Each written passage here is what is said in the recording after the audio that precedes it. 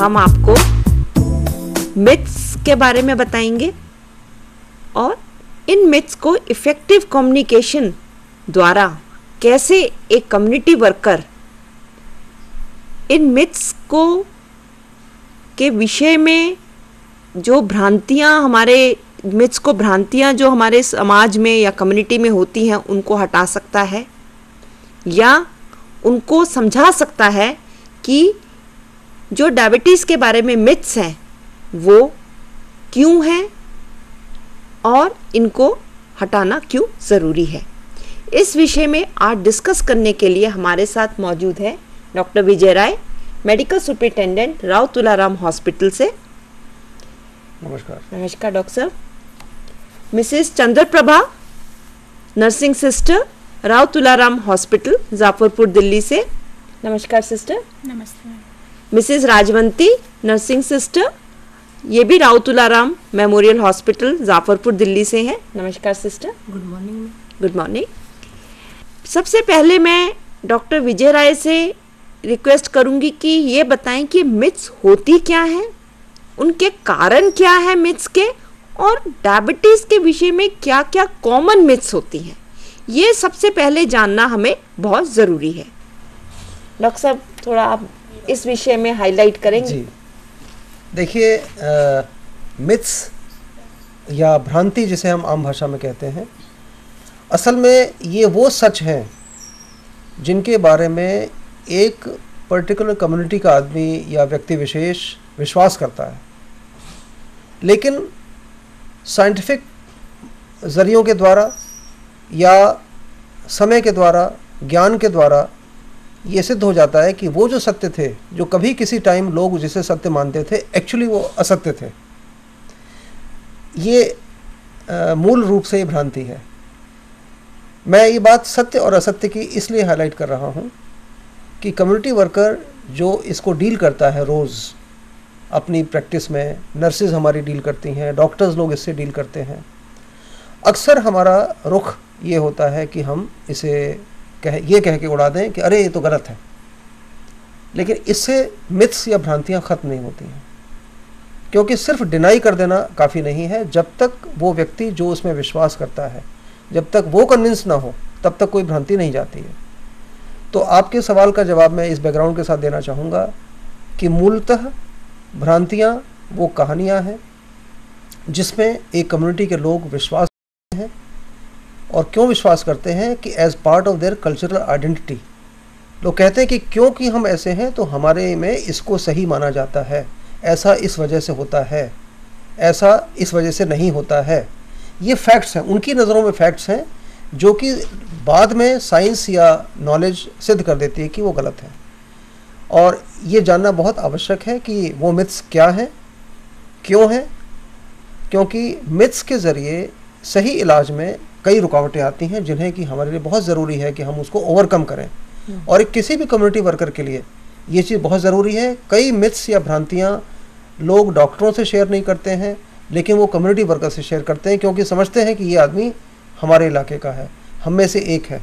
कुछ common myths भी हैं डॉक्टर साहब जो लोगों में पाए गए हैं, खासकर डायबिटीज़ के विषय में। हाँ, बिल्कुल, क्यों नहीं। जैसे कि बड़ा कॉमन है कि डायबिटीज़ इस वजह से होती है क्योंकि चीनी खाने से हो जाती है। हर डायबिटिक कहता है कि बचपन में मेरे को किसी ने गुड़ खिला दिया, किसी ने मुझे चीनी ज़्यादा खिला दी, मिठाई ज़्यादा खिला दी, इसलिए मुझे शुगर हो गई है। कुछ लोग कहते हैं कि डायबिटीज़ तो बड़ी उम्र की पहचान है, बड़ी उम्र में तो हो ही जाती है, या अगर मैं पैरों को गर्म पानी में अगर रखूं तो इससे मेरा ब्लड शुगर कंट्रोल हो जाएगा, या डायबिटीज़ तो मेरे पुराने कर्मों का फल है, या कि डायबिटीज़ को मैं सिर्फ डाइट कंट्रोल से खुद ही ठीक कर सकता हूँ। एक और मिथ बड़ी कॉमन है लोगों में। लोग कहते हैं कि जब शुगर बढ़ती है तो मुझे पता चल जाता है कि मेरी शुगर बढ़ी हुई है। कोई कहता है कि मुझे कान में खुजली आने लग जाती है, कोई कहता है मेरा मुंह लाल हो जाता है। लेकिन ये भी भ्रांतियाँ हैं। तो कई भ्रांतियाँ जन्म जन्मांतर पुष्ट दर पुष्ट चलती हैं। कुछ भ्रांतियाँ आमतौर से लोग, पीयर्स, दोस्त, ग्रुप्स आपस में एक दूसरे को फैला देते हैं। मेरा आप में विश्वास है तो आप जो कहेंगे मैं आपकी बात मान लूँगा। तो इस तरह से भ्रांतियाँ फैलती हैं, लेकिन भ्रांतियाँ उतनी ही सच है जितना कि हमारा इलाज, जितना कि सत्य। यानी कि इसे हम इसको झुठला नहीं सकते कि भ्रांति नहीं है। मेरे मना करने से भ्रांति नहीं जा सकती है। और कुछ रीजंस भी होंगे कि ये मिथ्स क्यों होते हैं? देखिए, मिथ्स के अगर आप कारण कहेंगी तो मैं समझता हूँ इसका जो कारण है वो इस वजह से है कि जब जब इंसान ने कोशिश करी कुछ जानने की, जैसे जैसे सिविलाइजेशंस बनी, उसने हर चीज़ का कारण जानने की कोशिश करी, और उस समय पे जितना उसका ज्ञान था उसके मुताबिक उसने एक एक्सप्लेनेशन निकाली जो उस टाइम उस संदर्भ में सही थी, बाद में गलत सिद्ध हो गई। तो इनके कारण आमतौर से मैंने कहा ना, जैसे सोशल मिसकॉन्सेप्शंस हैं, लोगों के बिलीफ, हर कल्चर में हर चीज़ का एक अलग बिलीफ है, जो कि इसी वजह से आई क्योंकि हमारे पुरखों ने किसी भी चीज़ के रहस्य को समझने के लिए किसी चीज़ की थ्योरी बनाई, किसी चीज़ के बारे में उसको सोचा कि ये इस वजह से है। ठीक है, ऐसे ये मिथ्स ओरिजिनेट करती हैं। और मिथ्स एक तरह का एक मैकेनिज्म है कि हर आदमी जो चीज़ को एक्सप्लेन नहीं कर पाता है तो वो उसे एक्सप्लेन करने की कोशिश करता है। एक बड़े से अगर एक छोटा बच्चा कुछ सवाल पूछता है तो उसको जैसा समझ में आता है, जैसा आता है उसको बता देता है, जो वो बता देता है बच्चा उसको गांठ बांध लेता है, क्योंकि ये विश्वास का मामला है, बन जाता है। और इस तरह से ये विश्वास पुष्ट दर पुष्ट चलते रहते हैं, मिथ्स बन जाते हैं। तो डॉक्टर साहब, हम अपने स्टूडेंट्स को एक रोल प्ले के माध्यम से कुछ दिखा सकते हैं कि मिथ्स क्या होती हैं और एक अच्छा वर्कर जो है इफ़ेक्टिव कम्युनिकेशन टेक्निक्स यूज़ करके इनको कैसे लोगों को समझा सकता है? नीरजा जी, आज क्योंकि एक प्रैक्टिकल के लिए, ये लर्नर्स के लिए रखा गया था, हाँ। तो मैं आज हमारी टीम की दो हमारी प्रमुख हमारी सिस्टर्स हैं जिन्हें आपने इंट्रोड्यूस किया। सिस्टर राजवंती राणा मेरे एक्सट्रीम लेफ्ट साइड पे बैठी हैं, सफ़ेद कोट पहन के, और बीच में सिस्टर चंद्रप्रभा हैं। इन दोनों को मैं धन्यवाद देता हूं कि इन्होंने आप लोगों को बताने के लिए, मैसेजेस देने के लिए मिथ के बारे में एक छोटा सा रोल प्ले लिया है। सिस्टर राणा आपके सामने एक रोल प्ले करेंगी एक हेल्थ वर्कर का जिसका नाम बिमला है, एक सब सेंटर में काम करती हैं, और सिस्टर चंद्रप्रभा ने एक पेशेंट रानो का रोल प्ले किया है जिसको कि हाल ही में डॉक्टर ने डायग्नोस किया है कि उनको डायबिटीज़ है और साथ ही साथ उनको प्रेगनेंसी भी डायग्नोस हुई है। तो मैं अब ज़्यादा वो नहीं बताऊंगा, मैं सिस्टर से दोनों से रिक्वेस्ट करूंगा कि अपना रोल प्ले करें, और रोल प्ले के बीच बीच में हम उनको थोड़ा सा ब्रेक दे करके कुछ संदेश जो हम देना चाहेंगे लर्नर्स को, हम बीच बीच में संदेश देंगे।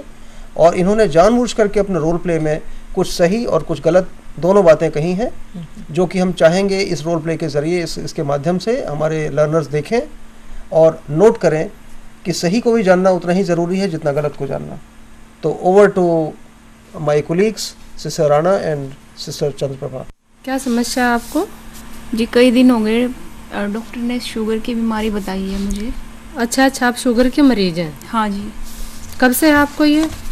जी, अभी 10-15 दिन से ही पता चला है मुझे। तो अभी आपको क्या समस्या है रानो जी? जी, मुझे बड़ी समस्या हो रही है, बहुत चिंता हो रही है, क्या होगा, कैसे परिवार को देखूंगी। आप आपने अभी कुछ कागज़ लाए हैं साथ में? नहीं जी, कागज़ तो नहीं लाई। तो रानो जी, आप बिना कागज़ के आ गई अभी, तो हम ऐसा कुछ आपको देख नहीं पाएंगे। आप ऐसे बिना कागज़ के आगे कुछ टेस्ट करवाए आपने? जी, करवाई तो थे, खून की जांच करवाई थी, लेकिन मैं लाई नहीं जी। देखिए रानो जी, आप तो फिर ऐसे ही आ गई। आप अगली बार आना, आज आपका कुछ नहीं हो पाएगा। अगली बार आना पर अपने सारे कागज़ भी साथ लेके आना। ठीक है जी। यहाँ पे अब मैं लर्नर्स का ध्यान दिलाना चाहूँगा। ये एक शुरुआत थी एक हेल्थ वर्कर या कम्युनिटी वर्कर के बीच में और एक मरीज़ के बीच में। और अगर आपने ध्यान दिया हो कि जब शुरुआत हुई तो हेल्थ वर्कर कुछ लिखने में व्यस्त थी, और जब रानो ने अपनी हाल बताना शुरू किया तो उनका आई टू आई कांटेक्ट नहीं था। हेल्थ वर्कर रानो को नहीं देख रही थी। रानो अपनी बात को बता रही है और अपनी समस्या बता रही है, लेकिन हेल्थ वर्कर अपने ही धुन में रह करके और उनकी बात को सुन नहीं पा रहा है। और छोटी सी बात पर कि आप कागज़ लेके नहीं आए हैं, उन्होंने उसे बैरंग वापस कर दिया ये कह के कि अगली बार आना। यानी कि एक अपॉर्चुनिटी कि एक पेशेंट चाहे सही या गलत या कागज़ के बिना या कागज़ के समेत आया है, लेकिन वो अपॉर्चुनिटी नहीं गई। तो ये वो एक्ट था जिसके अंदर कि हम एम्फेसाइज करना चाहते हैं कि अगर आपका कॉन्ट्रैक्ट, फर्स्ट कॉन्ट्रैक्ट अगर सही नहीं है तो पेशेंट आ करके निराश होकर लौट जाएगा। हो सकता है दोबारा आपके पास आए, हो सकता है ना आए, हो सकता है उसकी कॉम्प्लिकेशन बढ़ जाए, हो सकता है किसी और गंभीर समस्या में फंस जाए। तो याद रहे कि हर कॉन्ट्रैक्ट जो आपका पेशेंट के साथ होता है वो एक बड़ा इम्पॉर्टेंट है, अहम है, उसको जाने नहीं देना है किसी भी तरीके से। और उसके बारे में जब आप उससे बात करें तो उसके प्रति पूरा ध्यान देना, अटेंशन देना, एक अच्छे लिसनर की जो क्वालिटीज़ है वो आपको डेमोन्स्ट्रेट करनी है। तो अब हम एक बार फिर वहीं लिए चलते हैं और उसी चीज़ को मैं कहूँगा एक बार दोबारा से आप प्ले करें। नमस्कार मैडम जी। नमस्ते, कैसी हैं? जी ठीक नहीं हूँ, बहुत परेशान हूँ। अच्छा, क्या दिक्कत हो गई है? जी 10-15 दिन हो गए, डॉक्टर ने बताया कि मुझे शुगर की बीमारी हो गई है। अच्छा, आपको शुगर हो गई, मतलब आपको डायबिटीज़ हो गई है? हाँ जी। ये आपको कब पता चला? जी 10-15 दिन हो गए हैं। अच्छा रानू जी, 10-15 दिन पहले ही पता चला आपको? हाँ जी। उससे पहले आप बिल्कुल ठीक थे? हाँ जी ठीक थी, पर कभी कभी जैसे हल्के चक्कर आना ऐसे दिक्कत होती थी। फिर मैं डॉक्टर के पास गई, मैं गर्भवती भी हूँ, तो मैं इलाज कराने के लिए, जांच कराने के लिए गई थी। तब उन्होंने मेरे को बताया कि आपकी शुगर हाई आ रही है, आपका बढ़ गया है शुगर। अच्छा, आप गर्भवती हैं, आपने जब जांच करवाई तब आपको पता चला कि हाँ आपको जी। डायबिटीज भी निकली है। तो रानू जी ऐसा आप घबराइए मत, जी आप बहुत इतनी चिंता हो परेशान रही मत है। होइए। नहीं, आपकी जो भी चिंताएं हैं, आपके दिमाग में जो भी है, आप जो सोच रही हैं, वो सब आप हमसे शेयर कीजिए, हमें बताइए। हम कोशिश करेंगे कि आपकी जो चिंताएं हैं, जो परेशानी, हम उनको दूर कर सके। तो आप जी। इतना घबराइए मत रानू जी। मैं डॉक्टर के पास भी गई थी, अच्छा, लेकिन इतनी भीड़ थी उनके क्लिनिक में कि मैं उनसे बात नहीं कर पाई। और लोगों से सुना है बहुत सारी बातें, मुझे ऐसा लगा कि अब तो बस मैं मर ही जाऊंगी, इतनी बीमारियां आ जाएंगी मुझे कि मैं बचूंगी ही नहीं। आप ये शुगर के बारे में जानकर घबरा गई ऐसे? हाँ जी, बहुत घबराहट हो रही है, कैसे परिवार को देखूंगी, कैसे काम करूंगी। मैडम मैंने सुना है कि एक पड़ोस में आंटी मुझे बता रही थी कि इससे अंधे हो जाते हैं, मैं अंधी हो जाऊंगी क्या? देखिए रानू जी, ऐसा है, आपने जो सुना है वो भी ठीक है, क्योंकि शुगर वाले शुगर वाले मरीजों में अंधेपन की संभावना थोड़ी बढ़ जाती है। लेकिन अगर वो समय पर अपना इलाज करवाता है, अपनी जांच करवाता है, हाँ जी। तो ये जैसे आपने बताया, आँखों में होने वाली इस तरह की बीमारियों को रोका जा सकता है। अच्छा जी, तो मतलब उस- आंखों पे असर पड़ेगा? आँखों पे असर पड़ेगा अगर आप अपना सही समय पे जांच, सही समय पे इलाज अगर आपने नहीं करवा, तो आँखों पे ज़्यादा असर पड़ सकता है। अच्छा जी। इसलिए अपना जो शुगर की बीमारी का इलाज करवाना जरूरी है। और जी मैंने ये भी सुना है, मेरे एक रिश्तेदार थे कई महीने पहले, उनको शुगर की बीमारी थी काफ़ी पुरानी। अच्छा, फिर उनको हार्ट अटैक आया और उनकी मृत्यु हो गई। तो अच्छा। इसमें क्या हार्ट पे, किडनी पे, इन पे भी असर पड़ता है? हाँ रानू जी, आप बिल्कुल सही कह रही हैं। जब किसी भी आदमी को शुगर हो जाती है तो उस डायबिटीज वाला जो मरीज होता है हमारा, उसको शुगर के साथ कुछ और भी परेशानियां आनी शुरू हो जाती हैं। जैसे आपने बताया कि आपके किसी रिश्तेदार को हार्ट अटैक आया हाँ जी। और उसकी मृत्यु हो गई। आप ठीक कह रही हैं, उसमें जैसे हमारे हार्ट पे है, हमारे गुर्दे हैं हाँ जी। और हमारी आँखें हैं, ब्लड प्रेशर का हाई होना, ये कुछ ऐसी परेशानियां हैं जो शुगर की वजह से आने के चांस बढ़ जाते हैं। लेकिन अगर आप अपने शुगर को सही समय पे जांच करवाएंगी, इलाज करवाएंगी, हाँ जी। तो इनको रोका जा सकता है। अच्छा जी। यहाँ पे हम थोड़ा सा फिर ब्रेक देंगे और लर्नर्स का मैं ध्यान दिलाना चाहूँगा कि इस बार जब कम्युनिकेशन शुरू हुई तो आपने देखा कि हेल्थ वर्कर ने पूरी अटेंशन के साथ मरीज़ की बात सुनी, उनका आई टू आई कांटेक्ट था।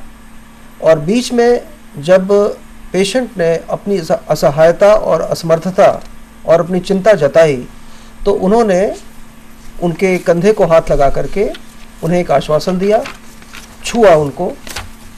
ये चीज़ें एक अच्छा रेपो एस्टेब्लिश करने में, क्योंकि हेल्थ वर्कर सिर्फ उनकी बात को सुन ही नहीं रहा है, वो उनका काउंसलर भी है, उनको ज्ञान भी देगा, उनको एश्योरेंस भी देगा। और ऐसे में आपके एटिकेट्स, आपकी कम्युनिकेशन, आपकी बॉडी लैंग्वेज, आपके चेहरे के भाव आपकी एक्सप्रेशन, ये सब चीज़ मैटर करती है। तो सेकंड पार्ट में हमने देखा कि जो एक कम्युनिकेशन एस्टेब्लिश होनी चाहिए एक इफ़ेक्टिव काउंसलिंग के लिए, वो सेकंड एग्जांपल में एस्टेब्लिश हो पाई, फर्स्ट में नहीं हो पाई। दूसरा कि इसमें हेल्थ वर्कर ने पेशेंट से ऐसे क्वेश्चन नहीं पूछे जो कि जिसका जवाब उसके पास नहीं था। जैसे कि आपके पास कागज़ इस स्टेज पे उन्होंने नहीं पूछा, हो सकता है कि वो फिर पूछें, लास्ट में पूछें, लेकिन तब तक वो रेपो एस्टेब्लिश हो चुका है, तब तक पेशेंट के मन में फियर ख़त्म हो चुका है।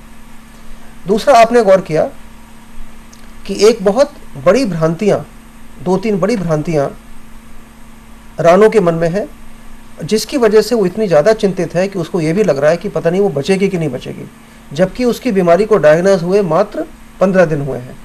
और डायबिटीज़, आप जानते हैं कि डायबिटीज़ रैपिड किलर नहीं है। डायबिटीज़ अगर इलाज ना हो तो स्लो किलर है। इलाज न करने के बावजूद भी 10 साल के बाद वो कॉम्प्लिकेशंस पैदा होती हैं, जिनके बारे में रानो आज ही चिंतित हो गई है, जबकि उसको मात्र 15 दिन हुए हैं। तो इसमें आपने देखा कि किस प्रकार कम्युनिटी वर्कर ने उन भ्रांतियों को सुना, मरीज़ को पूरी बात कहने का मौका दिया, उसके बाद अपनी बात जो उसको बतानी थी वो उसको दी, और उसको आई टू आई कॉन्टैक्ट के ज़रिए अपनी बातों का प्रभाव उस पर देखा। अब इस चीज़ को नोट करने के बाद अब हम और आगे चलते हैं। इसके बाद नीरजा जी कुछ कहना चाहेंगे इस चीज़ पे? मैं सिर्फ इतना एक ऐड करना चाहूँगी कि यहाँ पे हेल्थ वर्कर ने पूरा टाइम पेशेंट को बोलने का मौका दिया है। उसने पेशेंट को कहीं भी बीच में काटा नहीं है, या ये नहीं कहा कि आप गलत हैं। तो ये चीज़ें भी ध्यान रखनी बहुत ज़रूरी है। जब मैं डॉक्टर के पास गई तो डॉक्टर ने मुझे एक पर्चा दिया था, एक मैडम जी थी वहाँ पे, खाने के बारे में बता रही थी। अच्छा, लेकिन उन्होंने आपको खाने के से संबंधित कोई पर्चा दिया? हाँ जी, खाने के बारे में लिखा हुआ है, पर मुझे समझ नहीं आया। उसमें तो बहुत सारी चीज़ें ऐसी लिखी हुई है जो मैं नहीं खा सकती। मुझे समझ ही नहीं आता कि मैं क्या खाऊं और क्या नहीं खाऊं। और अब तो मैं खाना भी दोपहर में काम ख़त्म करके ही खाती हूँ। मैंने तो एक टाइम खाना ही कम कर दिया। अच्छा, आप मतलब आप क्या कहना है कि आपने एक टाइम खाना खाना छोड़ दिया है? हाँ जी। वो आप ऐसा क्या सोच कर रही हैं कि आपको खाना नहीं खाना चाहिए एक टाइम पर? जी, डॉक्टर ने मुझे बताया था कि आपका शुगर आपको कंट्रोल में रखना है, कम या ज़्यादा नहीं होना चाहिए। अच्छा। तो उसके लिए आपको मैडम से मिलना होगा और अपना शुगर कंट्रोल में करने के लिए खाना कम खाना होगा। तो मैडम ने मुझे समझाया था, लेकिन मुझे सारी बात जी समझ में नहीं आई। बहुत भीड़ थी मैडम के पास। चलिए रानू जी, कोई बात नहीं। देखिए, ऐसा है, एक तो पहली बात तो ये कि जो आप खाना छोड़ रही हैं, आप कह रही हैं आप एक टाइम का खाना नहीं खा रहे, आपको ऐसा नहीं करना है। आपको क्या, किसी भी शुगर वाले मरीज को खाना नहीं छोड़ना है। अच्छा। क्योंकि अगर आप, हमारे यहाँ पर और भी शुगर के मरीज जो आते हैं, हम हैं, हमारे डॉक्टर हैं, हम उनको हमेशा यही बताते हैं कि आप अपना खाना समय पे खाएं, किसी टाइम का खाना ना छोड़ें। हाँ जी। क्योंकि अगर मरीज खाना छोड़ता है तो उसकी शुगर बहुत कम भी हो सकती है। हाँ जी। जिसको हम हाइपोग्लाइसीमिया कहते हैं। और ऐसे में क्या होगा कि जो वो आदमी है जिसको शुगर की दिक्कत है, उसको चक्कर आ जाते हैं और वो चक्कर आके गिर भी सकता है। हाँ, एक दिन आए थे जी, मुझे चक्कर आ गए थे। अच्छा। फिर मैडम जी ये जैसे कहते हैं कि एक बता रही थी मेरी सहेली कि आलू नहीं खाने, चावल नहीं खाने, फल फ्रूट नहीं खाने डायबिटीज़ वालों को, तो मैं क्या खाऊं जी? देखिए रानू जी, आप पहले तो ये समझिए कि आप जैसे रोटी खा रही हैं या आप चावल खा रही हैं, हमारी एक हम चीज़ की बात करते हैं कैलोरी वैल्यू। हाँ जी। और जो हमारा ये खाना होता है शुगर वाले मरीजों का, उसको हम कैलोरी वैल्यू के हिसाब से खाने को हम बनाते हैं। जैसे आपको पर्चा दिया होगा, उस पर्चे में इसी हिसाब से एडजस्ट किया होता है कि कैलोरी वैल्यू आपकी कम या ज़्यादा ना रहे। तो ऐसा है, जो हमारे घर में बनी एक रोटी होती है, हाँ जी, उसकी कैलोरी वैल्यू और लगभग 70 ग्राम उबले हुए चावल, हाँ एक जी। छोटी कटोरी, हाँ जी। एक छोटी कटोरी चावल, उनकी कैलोरी वैल्यू बराबर होती है। अच्छा। तो अगर जिस दिन आप चावल खाना चाहती हैं और मानिए कि आप 2 रोटी खा रही हैं, तो हाँ आप जी। एक रोटी को चावल के साथ बदल के खा सकती हैं। अच्छा, मतलब मैं 2 रोटी खा रही हूँ तो एक रोटी खा लूँ और चावल खा लूँ? अब बिल्कुल आप ऐसा अच्छा कर जी। सकती हैं। और जैसा वही बात आलू के साथ है, आलू का भी वही है, एक छोटी कटोरी आलू, वही लगभग 70-75 ग्राम आलू को, उबले हुए को आप एक रोटी के साथ बदल के खा सकते हैं।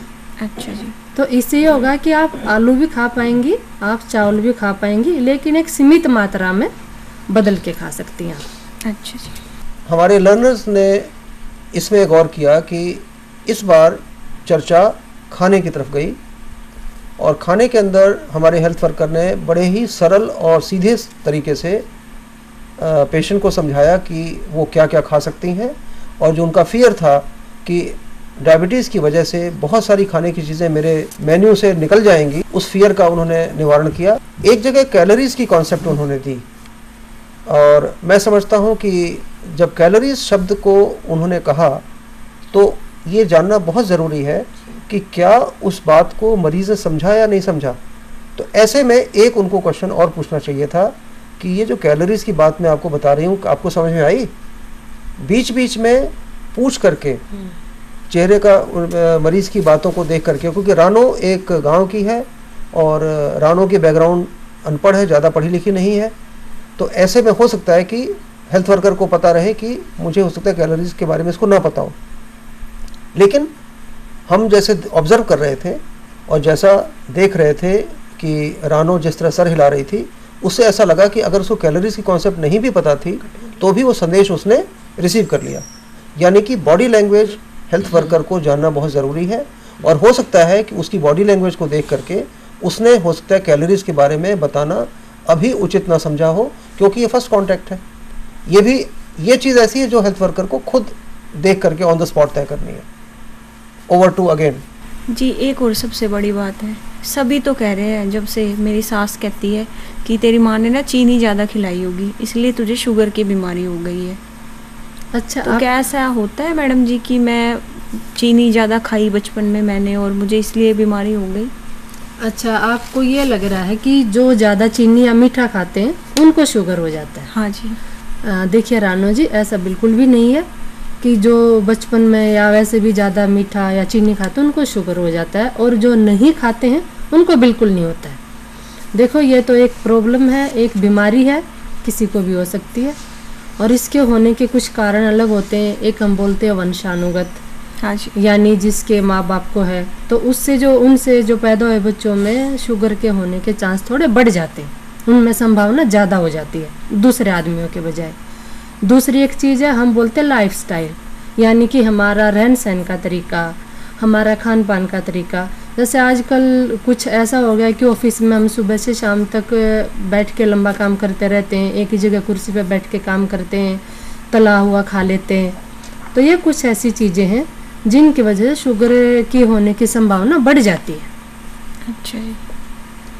तब शुगर वैसे चीनी खाने से नहीं होती? नहीं, चीनी खाने से नहीं होती, लेकिन हाँ एक बात और ध्यान रखने की है, अगर हम एक बार आपको डायबिटिक हो गई, शुगर का मरीज, अगर शुगर की प्रॉब्लम आ गई तो उसके बाद हमें अपने मीठे खाने पे कंट्रोल करना पड़ता है। उसके बाद उस आदमी के लिए मीठे पे कंट्रोल करना आवश्यक है। अच्छा जी, मतलब मीठे पे कंट्रोल करना चाहिए। हाँ और जी। वैसे ये चीनी खाने से, गुड़ खाने से नहीं होती है? नहीं, ऐसा कुछ नहीं है कि ये खाने वालों को जरूर हो जाएगी। अच्छा जी। और मैडम, जैसे ये टीवी देखती हूँ कई बार काम ख़त्म करके, तो टीवी में देखती हूँ कि कई बार ये शुगर की ये चीनी आ रही है जिसमें शुगर नहीं है, और कुछ खाने ऐसे आ रहे हैं जैसे कि केक वगैरह, तो क्या मैं वो खा सकती हूँ? अच्छा, आप जो टीवी में दिखाए जाने शुगर फ्री चीज़ों की बात कर रही हैं आप? शायद वही है। हाँ, टीवी में दिखाते रहते हैं। देखिए रानो जी, ऐसा है, कुछ प्रोडक्ट ऐसे हैं कि उनको अगर आप खाना चाहें तो आप अपने डॉक्टर की सलाह से, या जो भी आपके डाइटिशियन है, आप हाँ जैसे डॉक्टर के पास हाँ, दिखाने मैडम जी जाते एक हैं, बैठी रहती है। हाँ, आप उनसे सलाह मशवरा करके उनमें से कुछ एक चीज़ें हैं जिनको आप खा सकती हैं, लेकिन वो आपको कितनी खानी है, कब खानी है, यह आपको अपने डॉक्टर से पूछना होगा। अच्छा जी, अगली बार जाऊंगी ना तो पूछूंगी ज़रूर। हाँ, और वैसे मैं तो आपको ये राय दूंगी कि मतलब खाना हमारा पौष्टिक होना चाहिए, चाहे वो मरीज शुगर का है चाहे वो आम आदमी है। और पौष्टिकता हमें जिस खाने से मिले, जैसे सब्जियां हैं, हमारी दालें हैं, और जो भी हमारे घर में जो भी बनता है सबके लिए बनता, हम जो भी खाते हैं आप उस खाने के साथ जा सकती हैं। ऐसा कोई ज़रूरी नहीं है कि आप बाज़ार में जा रहे हैं उन्हीं को ख़रीद के खाएं, क्योंकि वो थोड़े महंगे भी होते हैं। जी, रेट तो पता नहीं, वो तो खरीदेंगे जब पता चलेगा। यहाँ पे हम फिर एक ब्रेक देते हैं छोटा सा। आप ये देखिए कि किस प्रकार मधुमेह का रोगी खाने को लेके कितना चिंतित रहता है, क्योंकि खाना आमतौर से हमारे यहाँ खासतौर से इंडिया में खाने की बहुत वैल्यू है, बहुत महत्ता है। तो खाने के बारे में आपने देखा कि कई भ्रांतियाँ रानू ने पूछी, जिनका कि निदान हमारे हेल्थ वर्कर ने बड़े बखूबी अच्छे से किया। और खाने में अभी तक तो बात चली थी कि मैं जो नॉर्मल खाती हूँ वो खा पाऊँगी कि नहीं।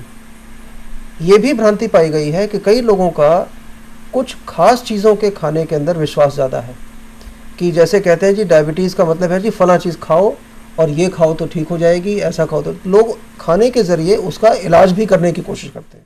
मैडम, और मेरी एक पड़ोसन आंटी वो बोल रही थी कि ये जो आपको बीमारी हो गई है इसका एक कहीं दूर एक बाबा है, कहीं बता रही थी, नाम याद नहीं आ रहा मुझे, वो इलाज करता है, या फिर कह रही कि तू झाड़ा लगवा ले तेरी ये बीमारी ठीक हो जाएगी। कहाँ डॉक्टर के पास जाती रहती है।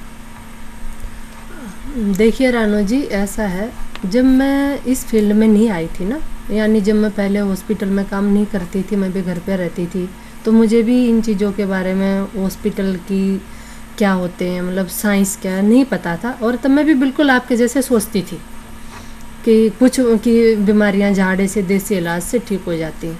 लेकिन और जी अब कह रहे कि इतना मतलब डॉक्टर के पास बार बार जाना, वहाँ इतनी भीड़ होती है, बार बार वो खून लेते हैं, तो कह रही बाबा कुछ नहीं करते, बस एक झाड़ा लगाएंगे और आप ठीक हो जाओगे। देखिए रानू जी, मैं तो आपको यही सलाह दूंगी कि जिसको भी अगर एक बार डायबिटीज हो गई है तो वो समय पे अपने शुगर की जांच करवाएं, अपना डॉक्टरी इलाज भी ज़रूर करवाएं, अपने डॉक्टर के पास ज़रूर जाएं। इन भ्रांतियों में पड़ के वो अपना डॉक्टरी इलाज बिल्कुल भी ना छोड़ें। अच्छा जी, हाँ ठीक है, देखती हूँ जी, सोचती हूँ फिर जाऊँगी कि नहीं जाऊँगी, सोचूंगी इस बारे में। बिल्कुल रानू जी, वो देखिए आपकी अपनी मर्जी है, आपके अपने मानने की बात है, लेकिन हमारी तो आपको यही सलाह है, क्योंकि हमारे यहाँ पर ना और भी मरीज आते हैं, शुगर के और भी बहुत सारे मरीज आते हैं। उनमें कई मरीज ऐसे भी, हम तो मरीज आते हैं उनसे बात करते हैं, हमें भी कई मरीजों से ऐसे पता चला है कि कई मरीज जब उनको शुरू में शुगर बताई गई है डॉक्टरों ने, तो वो भी झाड़े वाले के पास, देसी इलाज के पास वो गए हैं। मैडम, जब मेरी शुगर जैसे तबीयत ख़राब होती है तो डॉक्टर ने मेरे को बताया था, मैं पिछली बार गई थी ना, कि आपको समय समय पे अपने खून की जांच कराते रहना पड़ेगा।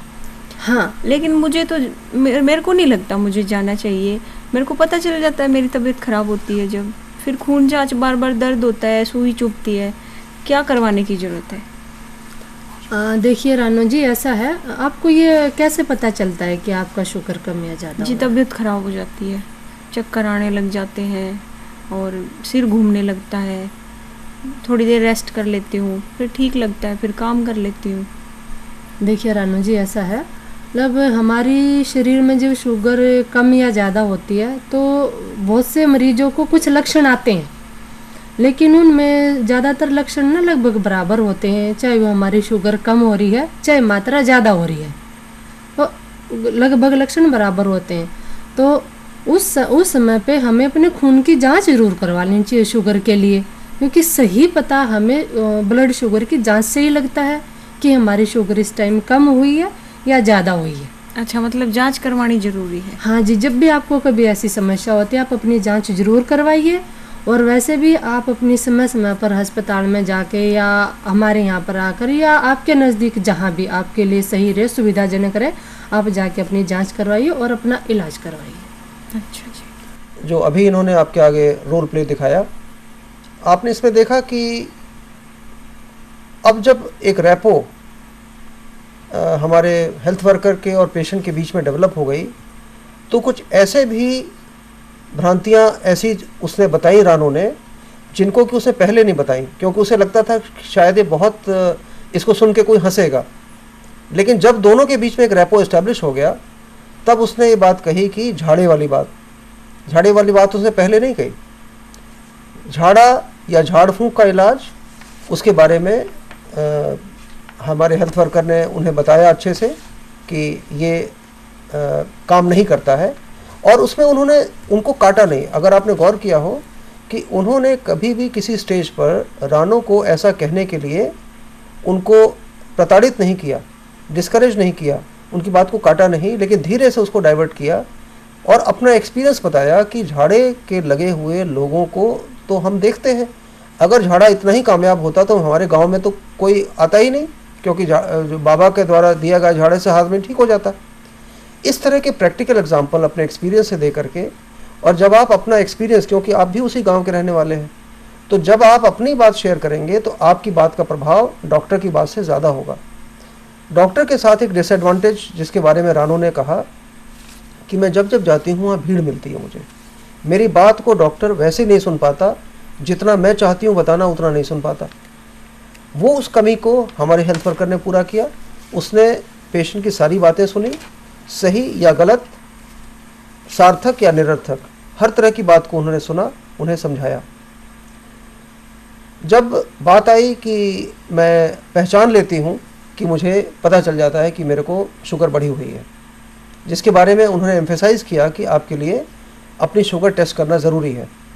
यहाँ पर एक चिंता बताई रानो ने कि इसमें सुई लगने से मेरे को दर्द होता है, बार बार जाना पड़ता है, महंगा पड़ता है। शायद महंगे की बात उन्होंने कही नहीं, लेकिन ये हमारे हेल्थ वर्कर को भांप लेनी चाहिए थी कि जब मैं उसके लिए औजार खरीदूंगी या कहीं जाऊंगी तो मेरे पैसे लगेंगे, और किसी भी गरीब आदमी के लिए, किसी भी गरीब जनता के लिए वो चीज़ ज़रूरी है। तो यहाँ पर अपने आप ही सवाल पूछ करके या बिना सवाल पूछे पेशेंट की कंसर्न के बारे में जानकारी अपने आप दे देनी चाहिए। जैसे कि इकोनॉमिक्स इम्पॉर्टेंट है, तो मैं कहूँगा कि देखिए इसके कई तरीके हैं, और ब्लड शुगर की जांच आप 15 पैसे से लेकर के और 20 रुपये तक की एक जांच के अंदर आप कर सकते हैं, और उसका उदाहरण दे सकती हैं। या अगर उसको लगता है कि पेशेंट के मन में खून की जांच के प्रति एक बहुत बड़ा एक बैरियर है, वो नहीं करना चाहती है, तो उसको पेशाब की जांच के लिए भी उदाहरण दे सकती थी कि ठीक है, अगर आपको दर्द की समस्या है तो कोई बात नहीं, ऐसी भी स्ट्रिप्स आती हैं जिनके ज़रिए हम पेशाब की जांच करके भी पता चला सकते हैं। वो उतनी एक्यूरेट नहीं होती हैं, लेकिन हम कर सकते हैं। तो कहने का मतलब पेशेंट को हेल्थ वर्कर सारे अल्टरनेटिव्स देगा, चॉइस पेशेंट की है, मरीज़ की चॉइस है, और हमारा काम as health worker, as community worker उसको वो सारी चॉइसेस देना है जो आज मौजूद हैं, आज की डेट में जो मौजूद हैं। हाँ, उनके फ़ायदे और नुकसान उसको बताना, एजुकेट करना, उसको कॉन्फिडेंस में लेना, ये उसका एक ध्येय है उसकी इस काउंसलिंग का। और मैं समझता हूँ कि जो सेकंड अंक आपने देखा, पहला अंक तो हमारा रुक गया था, जहाँ की उसको लौटा दिया गया था कि दोबारा आना, लेकिन इस वाले वार्तालाप में आपने देखा कि उनके बीच में एक रैपो डेवलप हुआ, उनके बीच में एक्सचेंज ऑफ इंफॉर्मेशन हुआ, उनके बीच में उनकी बॉडी लैंग्वेज बता रही थी कि अब दोनों रिलैक्स हो गए हैं, उनके बीच में कोई किसी किस्म का कंट्राडिक्शन नहीं है, कहीं कोई एक किसी किस्म की एक ऑपोजिंग वैल्यूज़ नहीं है। तो ये एक अच्छी कम्युनिकेशन की पहचान है। और मैडम जी, मेरी एक पड़ोसन कह रही थी कि अब मुझे बीमारी हो गई तो इंसुलिन के इंजेक्शन लगवाने पड़ सकते हैं, मुझे सारी ज़िंदगी भर इंजेक्शन लगेंगे और मैं तो कोई काम घर का भी नहीं कर पाऊंगी, इतनी बीमार हो जाऊंगी। देखिए रानू जी, ऐसा है, ये जो इंसुलिन इंजेक्शन की आप जो बात कर रही हैं, ये इंसुलिन वो चीज़ है जो हमारे ही शरीर में बनती है। अच्छा। और हमारा ही शरीर उसको इस्तेमाल करता है। अच्छा, हमारे शरीर में ही बनती है? है? जी जी, बिल्कुल हमारे शरीर में बनने वाली चीज़ है, और उसको हमारा ही शरीर इस्तेमाल करता है। हाँ जी। और हमारे शरीर में एक भाग होता है, उसको हम पैनक्रियाज कहते हैं, जो इंसुलिन है उसी में पैदा होती है, उसी से बनती है। अच्छा जी। तो जब किसी आदमी में, जैसे शुगर के मरीजों में आमतौर पर देखा गया, इंसुलिन की मात्रा कम हो जाती है या इंसुलिन बनना बंद हो जाता है, तो तब हमारी जो ब्लड शुगर जो हाई हो जाती है, उसकी वजह से जो हमारी शुगर ज़्यादा हो जाती है खून में, उसको कंट्रोल करने के लिए हमें वो इंसुलिन देना पड़ता है। उसको हम बाहर से देते हैं इंजेक्शन के तौर पे, बस इतना ही है। इंसुलिन तो हमारे शरीर की एक चीज़ है। अच्छा जी, मतलब मैं बीमार नहीं होंगी और मैं घर का काम, खाना बनाना, झाड़ू लगाना, वो सारे काम मैं कर सकती हूँ, अपनी जो दिनचर्या जैसे मैं करती रही हूँ ऐसे मैं कर सकती हूँ। जी, आप बिल्कुल अच्छे से आप अपना सारा काम कर सकती हैं। आप देखिए, हमारे यहाँ पर बहुत सारे मरीज आते हैं जिनको बहुत सालों से इंसुलिन भी चल रहा है, वो अपना घर का भी सारा काम करते हैं, नौकरी भी करते हैं, और जो आप बता रही इंजेक्शन के इंसुलिन लेने से ऐसी कोई दिक्कत नहीं होती है। अच्छा। हमारी जो ब्लड शुगर है वो कंट्रोल में रहनी चाहिए। चाहे आप वो दवाइयाँ खाने से हो, चाहे वो इंजेक्शन इंसुलिन लेने से। 1 मिनट का हम और विराम देंगे और ये ध्यान दिलाना चाहेंगे कि इसमें अगली भ्रांति इंसुलिन से जुड़ी हुई भ्रांतियों के बारे में इस पार्ट में हमारी कम्युनिटी वर्कर ने इसके बारे में उनको एजुकेट किया। जानकारी बिल्कुल सही दी और उनके बताने का और आश्वस्त करने का तरीका बहुत अच्छा था और उनके मन का फियर इंसुलिन से निकालने में ये इनका तरीका बहुत कामयाब था। इंसुलिन शुरू करने से पहले हमारे पास गोलियां भी हैं, दवाइयां भी हैं, जिनका कि सेवन करके हम उनको इस्तेमाल कर सकते हैं, या अगर आपकी डायबिटीज़ माइल्ड है तो खाली लाइफस्टाइल एडजस्टमेंट करके, एक्सरसाइज करके, डाइट में चेंजेस करके भी हम कर सकते हैं। कहने का मतलब है कि कम्युनिटी वर्कर को ऐसी काउंसलिंग सेशंस में अपने हर सेशन से सीखना होता है। हर सेशन अपने आप में कुछ ना कुछ आपको सिखा के जाता है और भ्रांति को निवारण करना एक एस्पेक्ट है, बट असली चीज़ यह है कि भ्रांति के पीछे जो डरा हुआ, सहमा हुआ आदमी है, उसको कॉन्फिडेंस देना, दिलासा देना और उसको ये विश्वास दिलाना कि नहीं, जीवन में अभी भी बहुत कुछ है और ये डायबिटीज़ बहुत छोटी चीज़ है। आपसे एक रिक्वेस्ट करूंगी कि हम एक बार हाईलाइट कर दें गुड कम्युनिकेशन और बैरियर्स ऑफ कम्युनिकेशन को, ताकि हमारे स्टूडेंट्स को एक बार ये क्लियर हो जाए कि गुड कम्युनिकेशन के जो एस्पेक्ट्स होते हैं वो क्या होते हैं और बैरियर क्या क्या हो सकते हैं। जी, बहुत अच्छा सवाल है आपका और इसमें मैं कहना चाहूँगा कि किसी भी अच्छी कम्युनिकेशन में सबसे इम्पॉर्टेंट चीज़ है संदेश, कि क्या कहा जा रहा है, और संदेश देने वाला जो है वो आदमी इम्पॉर्टेंट है। कम्युनिटी वर्कर हमारा संदेश देने वाला है, पेशेंट संदेश लेने वाला है, और जो बीच का माध्यम है यानी कि संदेश के चलने और संदेश के पहुंचने तक के बीच में जो फैक्टर्स काम करते हैं वो एक बैरियर का काम कर सकते हैं। इन बैरियर्स को दूर करने के लिए सबसे पहले कि आप कोशिश करें कि पेशेंट की भाषा में ही बोलें, पेशेंट के डायलेक्ट में बोलें, जो इसे वो आसानी से समझ सके, स्पष्ट बोलें, अच्छे से बोलें। ऐसी कोई भी चीज़ जो आप समझते हैं मरीज़ ने नहीं समझी, ऐसी कोई भी टर्म उसे आप अच्छे से एक्सप्लेन करें, उसकी भाषा में करें और इस तरह से करें कि आप आश्वस्त हो जाए कि ये समझ गया है। और जो एजुकेशन जो आप दे रहे हैं वो पेशेंट की बैकग्राउंड को जान करके, क्योंकि इस टाइम तक पहुंचने से पहले आप जान चुके हैं कि पेशेंट कितना पढ़ा लिखा है, कहाँ से आया है, उसके बैकग्राउंड, उसके कल्चर, उसके एजुकेशन को देख करके आप बताएं कि क्या चीज़ कही जानी है, कैसे कही जानी है, और कॉन्फिडेंट है आपका, कितने आप आश्वस्त हैं, कितने टैक्टफुल हैं, कितने अच्छे लिसनर हैं, कितने आप अच्छे उसके फ्रेंडली एटमॉस्फेयर में आप बात कर रहे हैं, ये सारी चीज़ें मैटर करती हैं।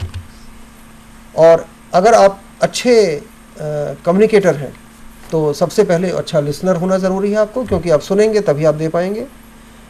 पेशेंट को एनकरेज कीजिए कि वो सवाल पूछे, ध्यान दीजिए, जो वो कह रहा है उसे पूरा ध्यान दीजिए और इंश्योर करें कि मैसेज समझा गया, जो मैं पहले भी बता चुका हूँ, और जो जवाब है उसको आंसर दें और हर क्वेश्चन का जवाब अवश्य दें, किसी क्वेश्चन को इग्नोर ना करें। ये बैरियर्स हैं कुछ कम्युनिकेशन के जो मैं बताया मैंने, कि जैसे अगर आपकी भाषा ही आप नहीं समझ पा रहे हैं तो पहला बैरियर भाषा का है।